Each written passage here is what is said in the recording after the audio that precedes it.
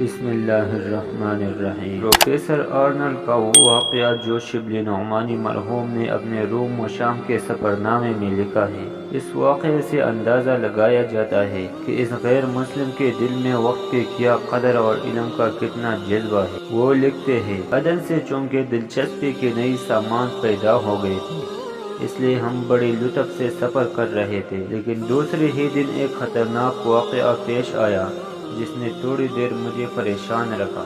10 مئی کی صبح کو میں سونے سے اٹھا تو ایک ہم سفر نے کہا، جہاز کا انجن ٹوٹ گیا ہے۔ میں نے دیکھا تو واقعی کپتان اور جہاز کے ملازم گھبرائے پھر رہے تھے۔